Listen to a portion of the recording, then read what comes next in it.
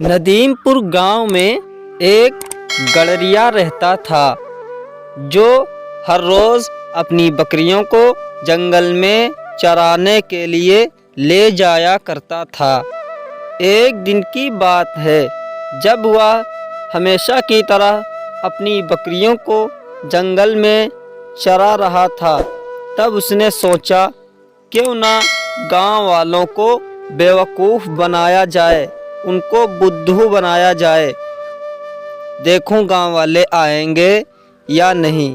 वह ज़ोर ज़ोर से चिल्लाने लगा, बचाओ बचाओ, शेर आ गया, शेर आ गया, बचाओ बचाओ, शेर आ गया, शेर आ गया, कोई है?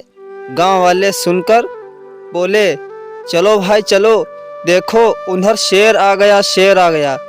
वो सब उसकी आवाज़ सुनकर दौड़ते हुए उसके पास आए और देखा कि वो मज़े से एक चट्टान पर बैठा है। वो उससे पूछने लगे कि कहाँ आया शेर? लड़का हंसकर बोला, हा हा हा हा, मैंने तो मजाक किया और तुम सब चले आए। गांव वाले उसकी बातों को सुनकर वापस चले आए और फिर अपने कामों में लग गए। अगले दिन फिर जब वह बकरियों को चराने जंगल में गया, फिर उसके दिमाग में वही शरारत सूझी।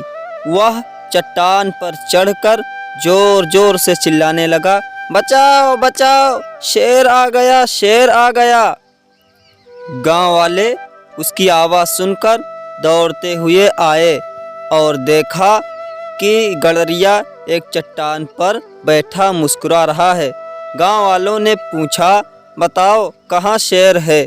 वह हंसकर बोला, वाह तुम लोग फिर आ गए, बुद्धू बन गए। गांव वाले बेचारे फिर वापस लौट गए। अगले दिन फिर जब वह बकरियों को चराने जंगल में जाता है, फिर वह जोर जोर से चिल्लाता है, बचाओ बचाओ, शेर आ गया, शेर आ गया।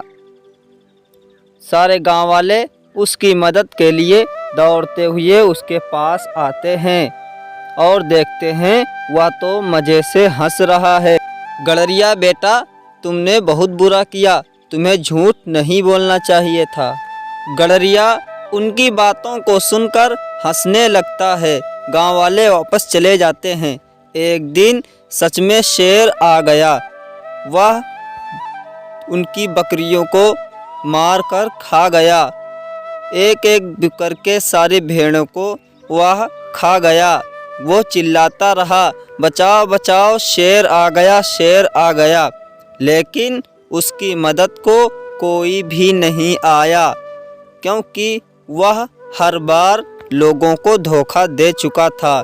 गांव वाले समझ रहे थे कि वह फिर मजाक कर रहा है, इसलिए वह उसकी मदद के लिए नहीं आए। शेर सारी भेड़ों को खा गया। गड़रिया शोर मचाता रहता है, बचाओ बचाओ, इस बार सच में शेर आ गया, बचाओ बचाओ, शेर आ गया, शेर आ गया।